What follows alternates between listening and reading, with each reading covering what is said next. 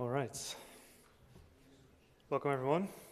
I'm going to talk about concurrentKanren, which is a project that I did to figure out how we could do parallel execution for miniKanren. So my name is Sjoerd Dost. I've studied AI. This was 10 years ago, so no one currently understands what AI that I studied is anymore. This was 10 years ago, like I said, and after that I went on to become a software engineer. So I work at a company called Flower in Stockholm, and they deserve a shout out because they were graciously supportive of me being here today. A bit more about me, programming languages. I work in Go or Golang, have been doing so for the last 10 years. And at uni I fell in love with Prolog. And more recently I've been looking into Lisp more and more, and I think between the three of those you get concurrent logic programming from the top. And that's what I would like to talk about today. So miniKanren is the logic language, and then let's see if we can learn something from concurrent logic programming and bring it to miniKanren. There's a bit of a back motivation in that I found this quote after starting the project, but I think it suits really well. So this is Will Bird on the miniKanren homepage talking about the differences between miniKanren and Prolog, where at some point he mentioned that, you know, in theory, it would be very trivial to parallelize miniKanren, right? Of course, it's not actually trivial, but you know, it sounds really, really interesting. So I would like someone to look into this. And I found this quote after I started looking into that, and I thought it'd be cool to show. This is what I've tried to do, and I'll talk a little bit about how far I got. So the goals of the project I did was to run miniKanren on multiple threads in a meaningful way, where main goal was to maintain the logical order of results. So if you imagine many threads doing partial computation, you would get maybe randomly the results back. That's not something I wanted. I wanted to keep the order as if it was coming from a single thread execution. And ideally, I would find a way to show how to support a concurrent form of miniKanren that could be implemented in any other language. So it wouldn't just be me with my hobby project, but it would be actually contributing to this broader community. So here's a few motivating examples that I found to look into, because when you talk about concurrent logic programming, there are two main candidates for running stuff in parallel. You would like to look at disjunction and conjunction. So the idea with disjunction is that, you know, if I have x can be 5 or x can be 6, or any sub-goal, I can run both of these sub-goals in parallel and then sort of bring back the answers from each into the main answer. Here is an example from microKanren, which is the main form of Kanren that was basing this on, where we have a disjunction, and then immediately we also have an infinite stream. So we have 5s determining an infinite stream of x can be 5 and 6s for 6. And if we run 9, we get this 5, 6, 5, 6, 5, 6 out. And you can imagine that each individual node of the tree that represents can be calculated to present, for example, in the main top-level disjunction of that run query, you could have one thread supplying an infinite supply of x equals 5 answers, and the other one would be supplying an infinite amount of x equals 6. And you bring them back together and you get this, and here you can see that this sort of order where you switch between one and the other goal in the disjunction, that's exactly what I wanted to keep. So if we just naively somehow manage to run these two sub-goals in parallel and they start spitting out answers, we would have to interleave them fairly to get this back. There's a problem, though, at least in the microKanren implementation, of generalizing disjunction over more than just two goals, which is that due to binary trampolining, you start favoring one of the sub-goals over the other, because this run query here, so I now have 7s, similar to the 5s and 6s that I had. This disjunction plus actually rewrites to a disjunction over 5s and a disjunction over 6s and 7s. And that 6 and 7 will supply 6 and 7 on and off. And then the main disjunction is going to alternate between 5 and the 6 and 7 stream. And so you're going to see that the 5s are being overrepresented in the main answer, when naively coming into miniKanren, I would have expected something like this to give me 5, 6, 7, 5, 6, 7, etc. So this is one thing that in writing disjunction in this way that I just mentioned, I wanted to also take on. And then we have an example in conjunction where this is showing how if you have a goal that will always fail, such as this one does not equal 2, then we have a problem in conjunction over that goal and an infinite stream, where if the order of the sub-goals matters, which we would like to not have. So a conjunction over Phalo and 5s will give you the empty set, because Phalo immediately fails and the conjunction gives up. But if we do the same thing and we first apply an infinite stream, we will forever try to get a new answer over the infinite stream and never reach the obvious, hey, this will never work answer that's supplied in the other sub-goal. And here I had the intuition that, if I run these two goals in parallel, I can immediately evaluate the other one as false, no matter the order.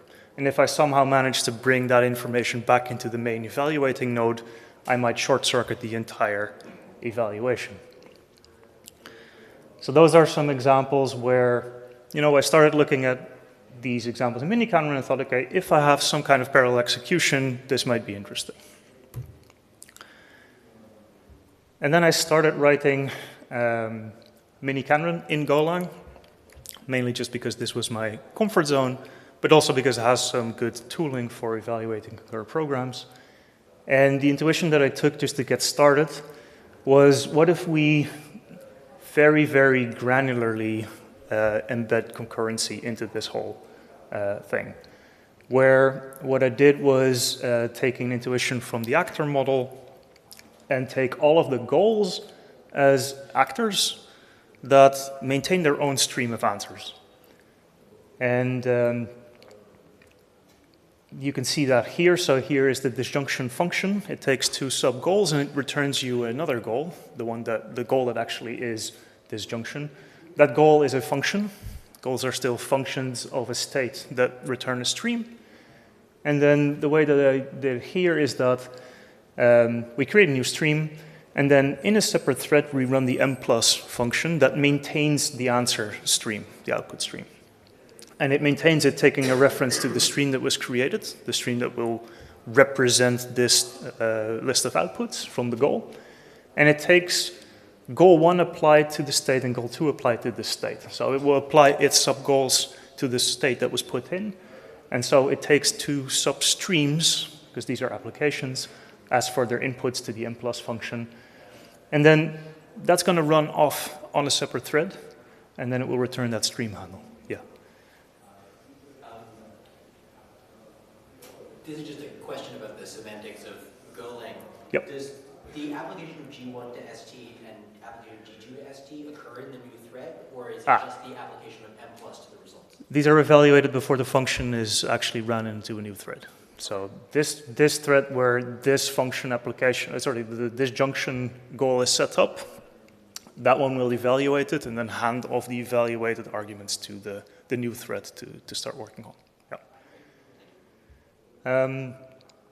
And so the parallel here is that if you have a miniKanren query, you could see it as a tree of evaluation, or in the single-threaded version, you could see just the call stack of functions calling other functions. And here I am representing each node in the search tree as a separate actor, maintaining a stream, running in a separate thread. And you can already see, yes, okay, Go has concurrency primitives that are kind of nice, and you can spin up a lot of Go routines, but still this is a crazy amount of overhead, right? But this was just to get started.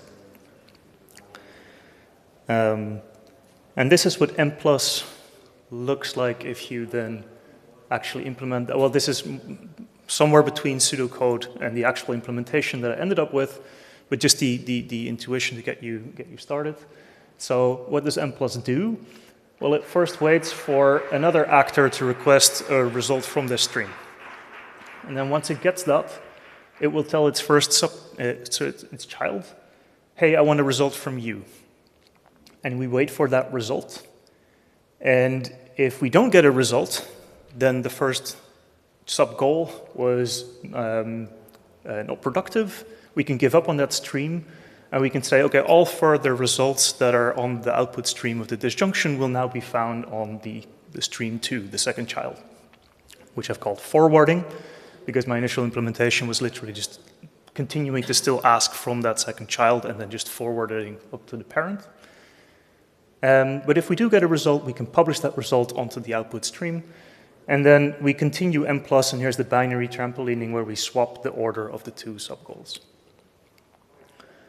And since this happens in a separate thread, we basically have an actor waiting on a message saying, hey, I want more stuff, only then evaluates and then publishes it back if possible. And what you get to play around with is, what's the timing of all of this? When do we actually evaluate in all of these different threads? Do we start processing before we get a result? And this depends on how much you want to support infinite streams. If you don't have infinite streams, you can probably anticipate, hey, maybe I get the next request, I will just already evaluate the next answer. If you start doing that with infinite streams, you start going out of memory really fast. Here's delay. So delay is now also yet another message to a stream. If we delay a function that creates a goal, we don't actually, like we did for disjunction here, we don't immediately evaluate it as in apply the state. What we do instead is we return a function that will create the stream handle immediately, but then it will handle that stream with this following function. The first time you get a request, you don't really do anything, you just send a delay message back.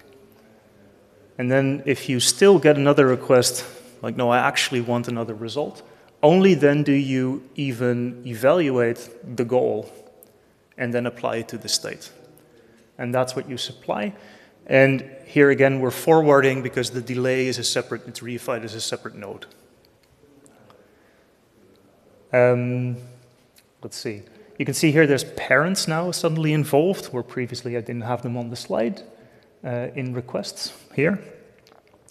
And the reason for that is that your parent might change.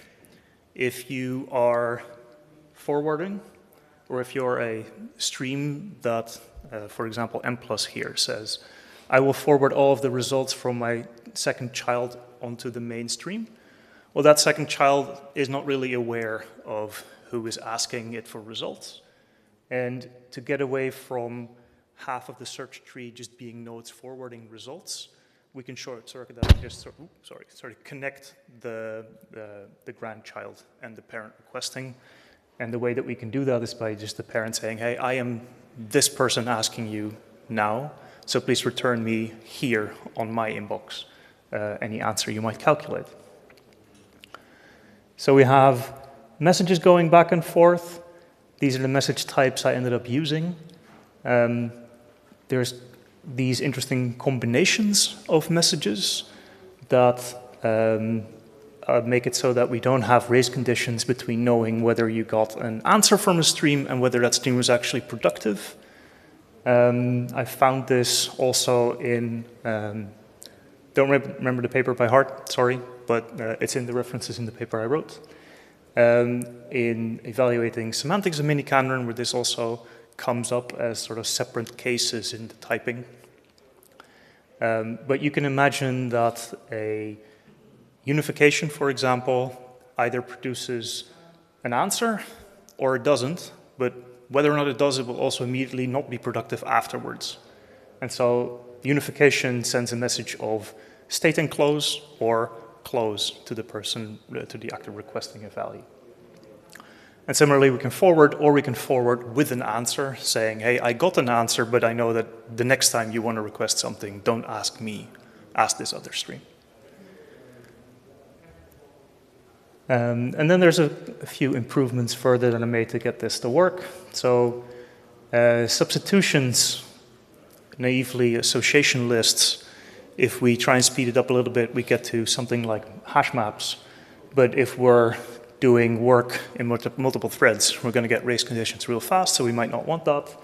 Instead, what I found to be very useful is these immutable AVL trees with structure sharing. They solve a couple of different things. The main thing, so they're immutable, so I can share them between threads without having to worry about modification. And then if you modify them, because I can obviously do this with a hash map, but then anytime I send it like an immutable hash map, I have to copy the entire thing. This gets really, really expensive really fast.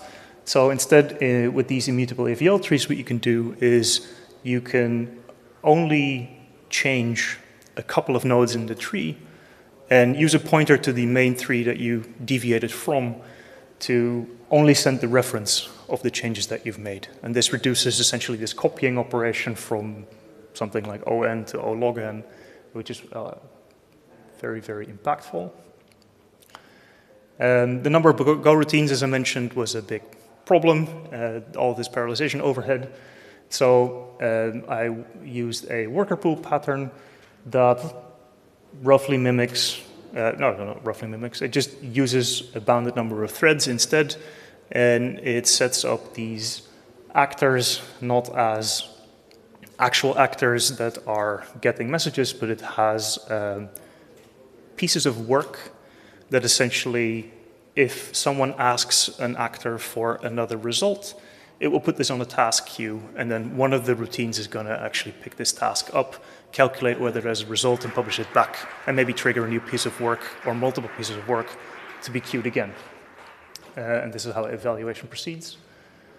Then there's generalized concurrent disjunction. So I managed to write a disjunction that actually writes all of these, runs all of these sub-goals in parallel.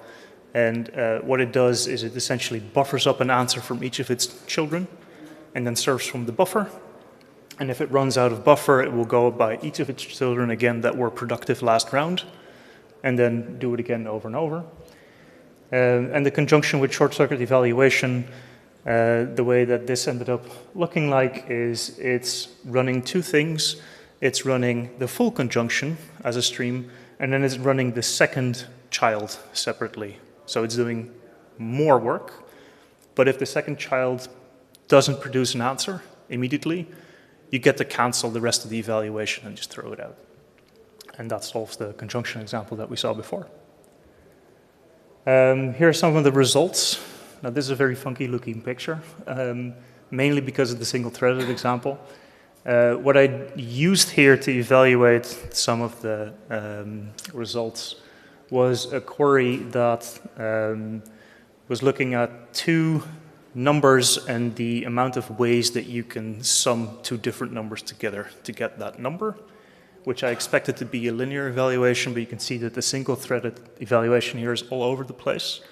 I did not manage to figure out why that is.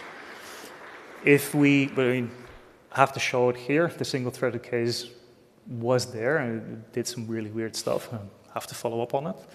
But the more interesting parts, I think, are the message-based and the worker pool implementations. And then there's faster miniKanren that was mentioned earlier today as sort of the baseline. So we have faster miniKanren over there.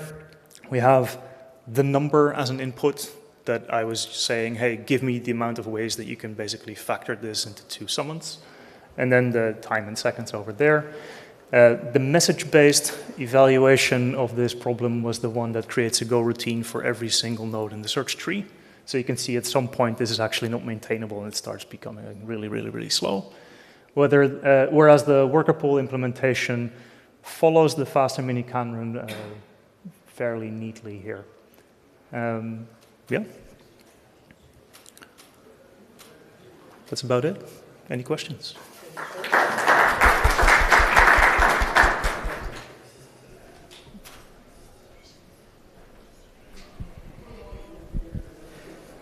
This is super interesting work. Did you do any level of static analysis to try and prevent spawning of new threads on, so for instance, on something like if I have a conjunction of several unifications, given that unifications, at least under the traditional miniKanren scheme, are relatively inexpensive, I can run each of them, it kind of becomes wasteful to run each of them concurrently, especially if you're doing the scheme that you had mentioned where you run the first and the second and the third and the fourth all in different threads. Had you considered any level of optimization to ensure that you don't fork off different threads on things that are very likely to come back pretty immediately? Right. I did consider it. I didn't look too much into it. I know that there is work on online figuring out how to, for example, order conjunctions to do similar things with static analysis. The furthest I got was just playing around with, hey, if I swap this disjunction plus out for a concurrent disjunction plus, does anything change? So I found some, if I remember correctly, quite impactful changes in terms of the overall performance doing that way. But I didn't find a good rhyme or reason yet to. So I think the main reason for that is that I worked a lot on this everything as a go routine version and got the worker pool version in quite late.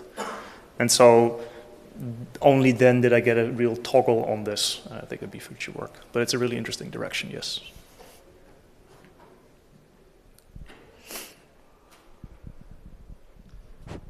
Hello. Yeah, it's very good work. Thank you so much.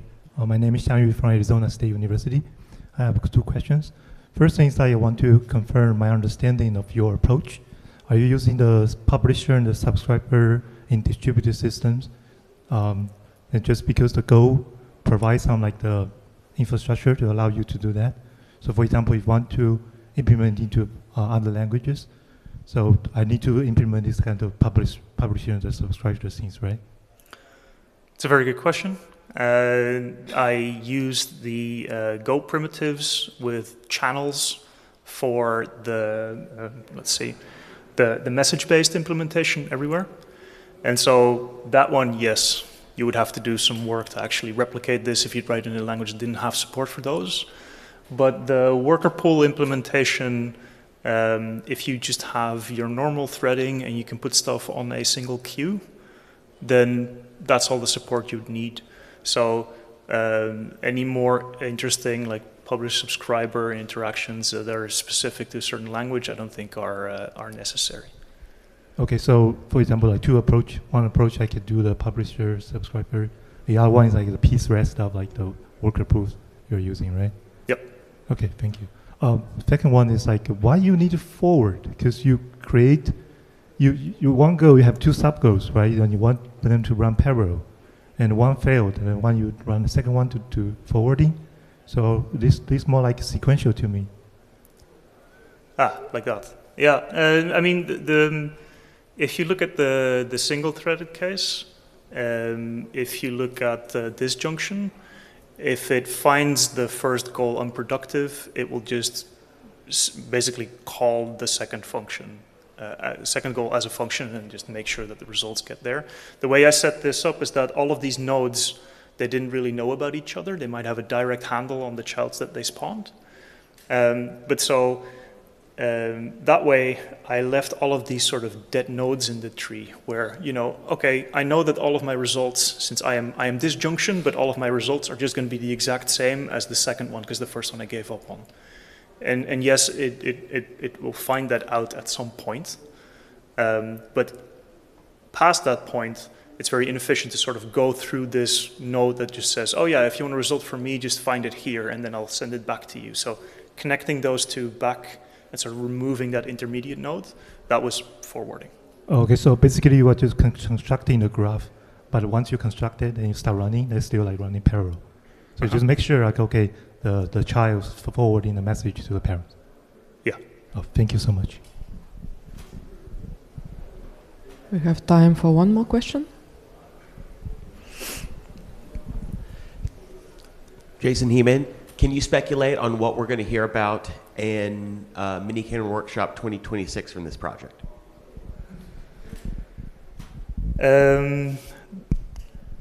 For me or in general, I would hope that a lot of people would look into this and see, hey, can I actually also do something like this in my language or my variant of scheme? For me, personally, I don't know how much time I will dedicate to this since I work 40 hours a week.